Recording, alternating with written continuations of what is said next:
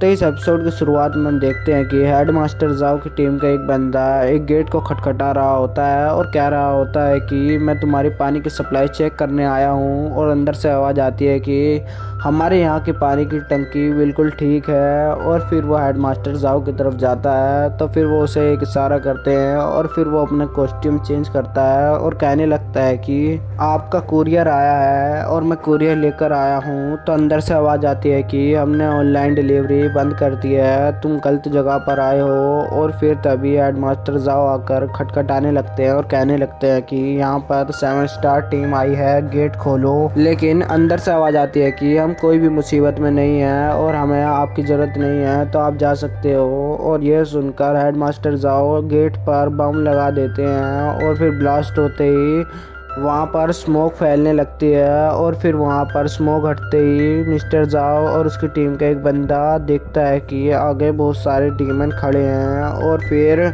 देखकर हेडमास्टर जाओ की पैंट गीली हो जाती है और वो कहने लगता है कि मैं अभी आ रहा हूँ। इतने में उसका एक साथी वहाँ से भाग जाता है और तभी वो उसे देखकर हंसने लगते हैं और उसे उल्टा टांग देते हैं। और हम वैंग को देखते हैं, वैंग अपनी साइकिल चला रहा होता है और गाने सुन रहा होता है। और तभी वो उनके आगे से जाता है और वैंग पीछे आकर देखता है कि हेडमास्टर जाओ को वो उल्टा लटकाकर बहुत बुरी तरह से मार रहे होते हैं। उसे देखकर वो अपनी जैकेट ओढ़ता है और उनके पास जाने लगता है। और तभी उसकी टीम आती है और वो देखती है कि सब डीमन मरे हुए हैं और वहाँ पर मिस्टर जाओ खड़े हैं।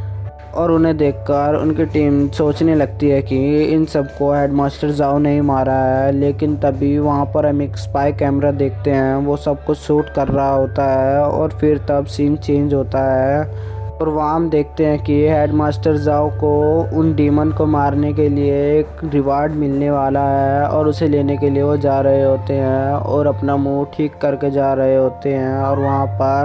और वहाँ जाते ही वो वैंग को देखने लगते हैं और वैंग को देखकर मुस्कुराने लगते हैं। और फिर वो स्टेज पर जाते हैं और वो बताने लगते हैं कि 10 साल पहले जब हम एक डीमन बीस्ट से लड़ रहे थे और वहाँ पर हमें एक बच्चा मिला था और वो वैंग ही होता है। और फिर वो कहने लगते हैं कि हमने उसे जान खेल कर उसे बचाया था और तब से मेरे अंदर एक शक्ति आई है और उसकी वजह से मैंने उस डीमन को भी मारा था।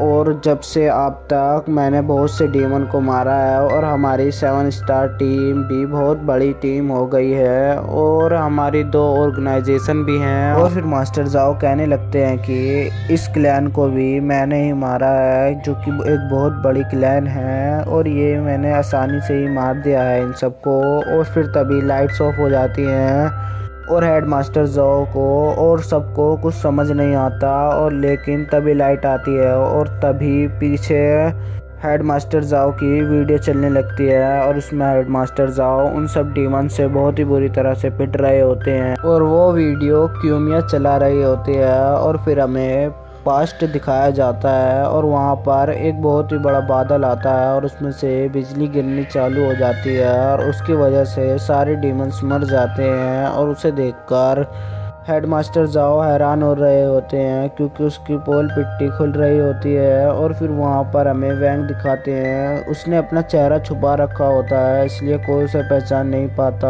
और तभी वहाँ पर जो फैंस उनकी वाहवाही कर रही होती है अब उनकी दुश्मन बन जाती है। और वहाँ पर चैन और मोटा भाई सिचुएशन संभालने की कोशिश करते हैं लेकिन पीछे उनकी मूर्तियाँ टूटने लगती हैं।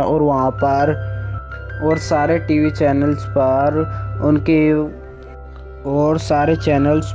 मिस्टर जाओ की और सारे चैनल्स पर हेडमास्टर जाओ की बुराइयां चल रही होती हैं। उसे देखकर हेडमास्टर जाओ अपने प्रिंसिपल को ही बकने लगता है और कहता है कि ये सब हमारे डिपार्टमेंट में से मुझे बाहर निकालने की साजिश है। और उसे सुनकर प्रिंसिपल उस पर चिल्लाते हैं और कहते हैं कि इधर बैठ जाओ। और फिर उसे अपनी गलती समझ आ जाती है और वो बैठता है। और फिर प्रिंसिपल उनसे कहने लगते हैं कि देखो तुम 10 साल से भी ज़्यादा से यहाँ पर काम कर रहे हो और तुम बहुत ही हार्ड वर्क कर रहे हो, लेकिन अब इस सिचुएशन को देखते हुए तुम्हें यहाँ से जाना होगा एक लॉन्ग वेकेशन के लिए। और फिर मास्टर जाओ भी मान जाते हैं लेकिन तभी वो उन्हें खड़ा नहीं होने देता। और तभी वो कहने लगता है कि तुम्हें अब 7 स्टार टीम को छोड़ना होगा।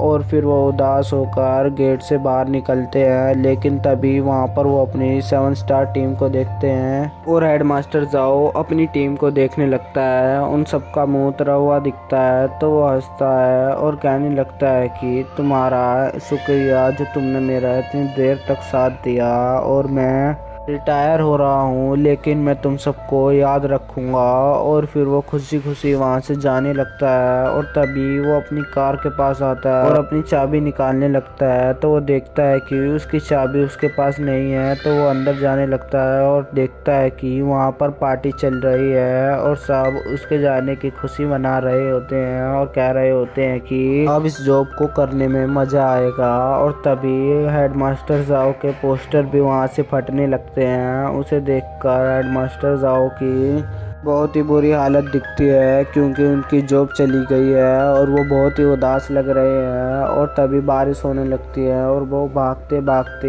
एक दुकान पर आते हैं और वहाँ पर भी लाइव टीवी पर ऐसे दिखा रहा होता है कि हेडमास्टर जाओ की नौकरी छूट गई है और ये सस्पेंड हो गए हैं क्योंकि इन्होंने बहुत सारे लोगों के साथ झूठ बोला है। उसे देखकर वहाँ पर बैठा हुआ शॉपकीपर भी अपनी दुकान बंद कर लेता है और फिर हेडमास्टर जाओ जैसे तैसे अपने आप को संभालते हैं और एक आदमी को देखने लगते हैं। और गौर से देखने पर वो एक बीस्ट दिखाई देता है और फिर वो उसके पास जाने लगते हैं, लेकिन वो उनसे दूर होता जा रहा था। लेकिन वो भाग भाग कर उसके पास पहुंच जाते हैं, लेकिन तभी वो देखते हैं कि वहाँ कोई भी नहीं है। और तभी ऊपर से वही बीस्ट हमला करता है जिसको उन्हें गिरफ्तार करवाया था। और तभी वो छोटा बीस्ट भी उनका सामने आता है और वो अपना चाकू निकाल कर हेडमास्टर जाओ के गर्दन पर रखता है और काटने वाला होता है कि तभी वहाँ पर बहुत तेज हवाएं चलने लगती हैं और वहाँ पर वैंग आता है। वैंग अपनी शक्तियों से पानी को भी दूर कर रहा होता है और उसे देखकर मॉन्स्टर उसे एक नॉर्मल ह्यूमन मानता है और कहने लगता है कि अब तुम मरने वाले हो और अपनी मौत के जिम्मेदार तुम खुद हो क्योंकि तुम यहाँ पर गलती से आए हो। और तभी वो उस पर हमला करने वाला होता है, लेकिन तभी वैंग अपनी शक्तियों का ऑरा निकालता है और इसकी वजह से बादल वादल सब हट जाते हैं और बारिश होने भी बंद हो जाती है। और वैंग हेडमास्टर जाओ के पास आता है और तभी वैंग अपनी शक्तियों का 50% हेडमास्टर जाओ को देने वाला होता है, लेकिन तभी हेडमास्टर जाओ से रोकते हैं और हेडमास्टर जाओ वैंग से कहने लगते हैं कि मुझे तुम्हारी ताकत नहीं चाहिए। और फिर सीन चेंज होता है और हम देखते हैं कि हेडमास्टर जाओ और तभी हेडमास्टर जाओ वैंग से कहने लगते हैं कि मैं बहुत बड़ा झूठा हूँ, मैंने सबसे झूठ बोला है लेकिन कुछ लोगों को छोड़कर जैसे तुम हो। और फिर हेडमास्टर जाओ कहने लगते हैं कि मैं तुम्हारी ताकत के लिए लायक नहीं हूँ। और तभी वैंग कहता है कि तुम लायक हो। उसे सुनकर हेडमास्टर जाओ जो हैरान हो जाते हैं और वैंग कहने लगता है कि तुमने मेरी मदद की थी ये जाने बिना कि मेरे में शक्ति है ये नहीं है, और तुम जब से अपने ईमानदारी से काम करते आए हो और तुम ये सब कुछ डिजर्व करते हो।